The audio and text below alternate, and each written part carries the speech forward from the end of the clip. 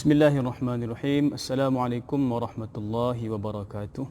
Alhamdulillahi rabbil alamin. Wassalatu wassalamu ala ashrafil anbiya'i wal mursalin wa ala alihi wa sahbihi ajma'in.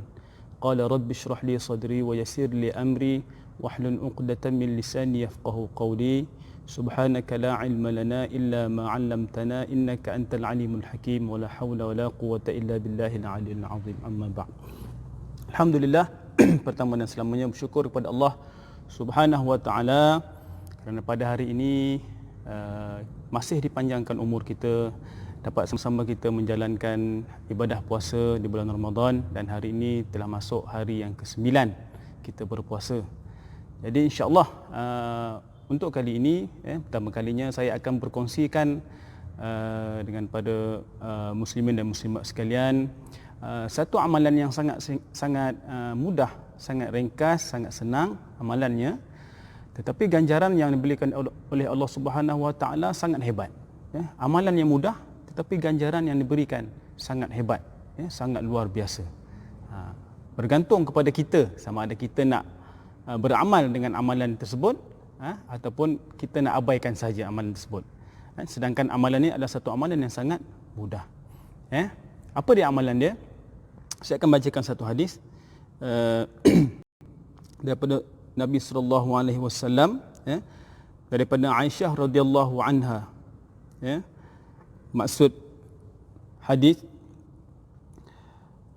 sesungguhnya Nabi sallallahu alaihi wasallam mengutuskan kepada sekelompok pasukan, dan ketika orang itu mengimamkan sahabat-sahabatnya yang lain di dalam satu solat, dan beliau mengakhiri bacaannya dengan membaca qul huwallahu ahad, maka apabila mereka pulang, mereka menceritakan hal itu kepada Rasulullah sallallahu alaihi wasallam. Lalu baginda pun bersabda, tanyalah beliau mengapa beliau berbuat demikian. Lalu mereka bertanya kepadanya, beliau pun menjawab, kerana surah ini, yakni surah Al-Ikhlas, surah qul huwallahu ahad, surah Al-Ikhlas mengandungi sifat Ar-Rahman, dan aku mencintai membaca surah ini. Lalu Nabi SAW bersabda, beritahulah kepada beliau, sesungguhnya Allah pun mencintainya. Itu satu hadis. Kelebihan membaca surah Al-Ikhlas. Apa dia surah Al-Ikhlas ni? Surah, kadang-kadang orang tak tahu surah Ikhlas surah apa. Surah Qul Huwallah.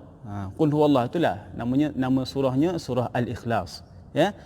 Surahnya Qul Huwallahu Ahad hingga akhir ayat. Baik, satu lagi hadis saya akan bacakan berkenaan dengan kelebihan surah Al-Ikhlas. Hadis daripada Abu Sa'id Al-Khudri radhiyallahu anhu. Maksud hadis, sesungguhnya seseorang mendengar orang lain membaca Qul Huwallahu Ahad dengan berulang kali, lalu dia datang bertemu Rasulullah sallallahu alaihi wasallam dan menceritakan hal itu kepadanya, dan seolah-olah orang itu menganggap remeh surah tersebut. Maka bersabdalah Rasulullah sallallahu alaihi wasallam, demi zat yang jiwaku berada di tangannya, sesungguhnya surah itu sebanding dengan sepertiga Al-Quran. Apa Nabi kata pada sahabat tersebut? Sesungguhnya surah itu, yakni surah Al-Ikhlas, sebanding, maknanya amalan itu, kita membaca surah Al-Ikhlas itu seolah-olah kita membaca sepertiga Al-Quran. Muslimin dan muslimat yang dirahmati Allah Subhanahu wa taala sekalian, itu dia kelebihan bagi orang yang mengamalkan surah Al-Ikhlas. Surah Al-Ikhlas, surah yang sangat pendek dalam Al-Quran, dan saya yakin rata-rata daripada kita ini sudah menghafal surah Al-Ikhlas ini. Surah Al-Ikhlas yang terdiri daripada 4 ayat, yang saya yakin semuanya sudah hafal. Cumanya pada hari ini kita ambillah amalan ini bermula daripada hari ini.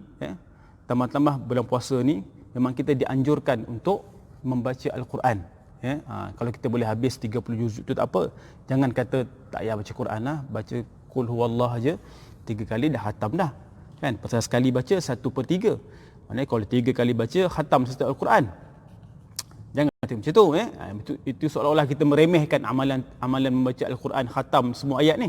membaca Al-Quran daripada juzuk 1 sampai juzuk 30. Ada pula nanti yang tak nak baca qul huwallah 3 kali dah cukup khatam dah. Jangan macam tu. Jangan sekali-kali kita meremehkan amalan ataupun surah-surah yang Nabi nyatakan secara khusus dalam hadisnya. Dalam kata-kata Nabi, dia menyatakan secara khusus nama-nama surah ni. Jangan kita remehkan kata-kata macam tu. Contohnya seperti surah Al-Ikhlas. Contohnya lagi seperti surah Al-Mulk. Jadi surah-surah yang Nabi nyatakan secara khusus ini mempunyai kelebihan-kelebihan tersendiri.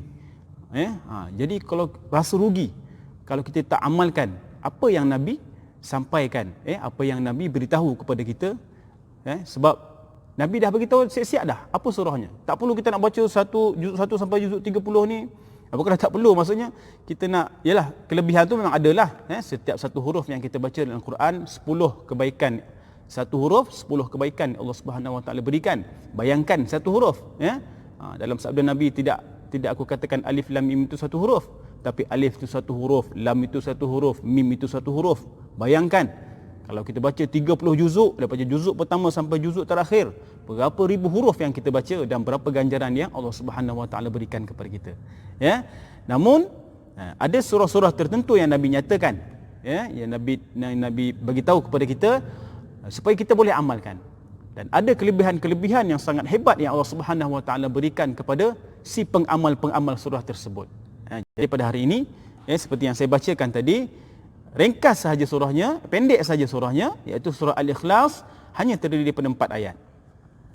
Jadi sama-sama saya fokuskan perbincangan kita pada hari ini kepada hukum-hukum tajwid yang ada, supaya kita baca Al-Quran ni, sebab Al-Quran ini diturunkan daripada Jibril alaihissalam kepada Rasulullah sallallahu alaihi wasallam, diturunkan dalam keadaan membaca itu ada hukum tajwidnya, ada caranya, ada undang-undangnya, ada peraturannya. Kita tak boleh baca ikut suka hati kita je, tak. Macam mana yang disampaikan oleh Jibril kepada Nabi sallallahu alaihi wasallam, Nabi pun mengajarkan Al-Quran ini kepada para sahabat, dan begitulah seterusnya proses itu berterusan sehinggalah sampai kepada kita hari ini. Maka membaca Al-Quran itu wajib bagi kita secara persendirian. Kita nak baca tu wajib bagi kita menjaga hukum tajwidnya. Wajib. Belajar tajwid itu hukumnya fardu kifayah. Contohnya dekat Batang Kali ni ada orang mengajar tajwid. Jadi dah terlepaslah orang Batang Kali ni. Terlepas daripada dosa pasal dah ada dah fardu kifayahnya. Fardu kifayahnya dah ada dah kumpulan yang orang yang belajar mengajar tajwid dan belajar tajwid ni dah ada, terlepas. Tetapi kita secara persendirian membaca Al-Quran itu wajib kepada kita, fardu ain kepada kita membaca Al-Quran itu secara betul mengikut tajwidnya. Jadi kalau kita nak amalkan surah Al-Ikhlas ini, walaupun pendek, tapi kita kena jaga juga tajwidnya, supaya nanti ke akhirat nanti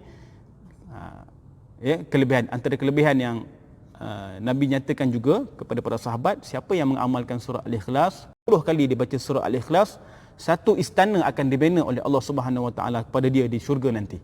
10 kali. Kalau 20 kali, 2 istana. 30 kali, 3 istana. Maka pada ketika itu Sayyidina Umar mendengar sabda Nabi ini, Sayyidina Umar tu rasa sangat gembira. Jadi Sayyidina Umar kata, Nabi, ya Rasulullah, kalau macam tu banyaklah istana kita kat dalam syurga. Kan? Nabi kata, bahkan Allah Subhanahu Wa Taala boleh buat lebih lagi daripada itu. Allah Subhanahu Wa Taala ni maha kaya. Kita jangan fikir setakat apa yang kita boleh fikirkan dekat dunia ni. Memang kita nak beli satu rumah banglo pun jenuh kita, kan? Nak kumpul duit semua jenuh kita. Ini baca surah Al-Ikhlas, baca qul huwallah je dah boleh dapat istana kat syurga.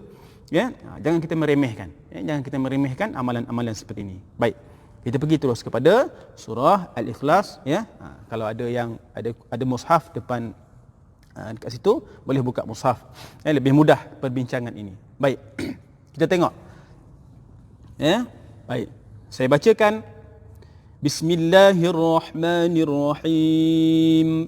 Ayat yang pertama. Qul huwallahu ahad. Baik, ayat yang pertama ini biasa kesalahan yang orang lakukan dekat mana? Pada kalimah yang pertama, iaitu qul. Qaf, huruf qaf kena jaga. Qul qaf, tebalkan sikit bunyi dia. Jangan baca kul huwallah, kul tu jadi huruf kaf. Sebab itu ada orang baca Quran tapi dia tak dapat pahala, malah dia dapat laknat dengan Quran. Sebab apa? Sebab dia tahu dia tak boleh baca Quran dengan baik, tapi dia tak nak pergi belajar. Jadi dia baca Quran itu dengan ikut suka hati dia je, maka huruf yang dia baca tu dah bertukar-tukar. Sepatutnya huruf qaf, dia baca huruf kaf. Jadi bila dah bertukar huruf, makna ayat itu pun bertukar. Jadi kena berhati-hati. Baik, ayat yang pertama, qul huwallahu ahad. Baik, jaga pada huruf qaf, qul. Qul, jangan baca kul. Kul huwallah, dia jadi huruf kaf. Kemudian pada kalimah ahad, ahad ada qalqalah ujungnya, ahad de tu bunyi. Jangan baca qul huwallahu ahad. Itu tak ada bunyi qalqalah. Ada bunyi qalqalah, qul huwallahu ahad. Okey? Baik. Ayat yang kedua, Allahus samad. Sama juga, Allahus samad. Mad qalah. Jangan baca Allahus samad. Itu tak ada bunyi qalah. Baik, ayat yang ketiga, lam yalid wa lam yulad. Lam yalid wa lam yulad. Baik, situ ada dua tempat qalqalah. Lam yalid satu, wa lam yulad dua. Jadi jangan baca bunyikan qalqalah. Jangan baca lam yalid wa lam yulad. Itu tak ada bunyi qalah. Okey. Dan ayat yang terakhir, ayat yang keempat, wa lam yakul lahu kufuwan ahad. Wa lam yakul lahu kufuwan ahad. Baik. Wa lam yakul lahu kullahu, masukkan nun ke dalam huruf lam, hukumnya idgham bila gunnah. Wa lam yakul lahu. Jangan baca wa lam yakun lahu, wa lam yakun lahu. Itu tak berlaku idgham. Okey? Kemudian kufuwan ahad, sekali lagi qalah ahad, qalah. Baik, satu lagi huruf ha, jaga huruf ha. Ahad, ha. Jangan baca wa lam yakul lahu kufuwan ahad. Itu tak bunyi huruf ha. Itu bunyi huruf ha yang simple tu. Ha tebal, orang panggil ha tebal. Ini ahad, ha. Dia panggil ha pedas, ada panggil ha pedas, ada panggil ha nipis, ikut sukalah. Tapi bunyi sebutannya tu, makhrajnya ahad, ha di sini, di tengah-tengah kerongkong, bunyinya, makhrajnya. Ha, ahad. Qul huwallahu ahad. Okey? Jadi pastikan sebutan huruf kita betul, itu penting. Makhraj huruf ni penting. Makhraj huruf ni penting. InsyaAllah pada kuliah-kuliah yang akan datang, saya akan kongsikan lagi surah-surah yang lain, dan saya lebih suka fokus kepada sebutan huruf ataupun makhraj huruf.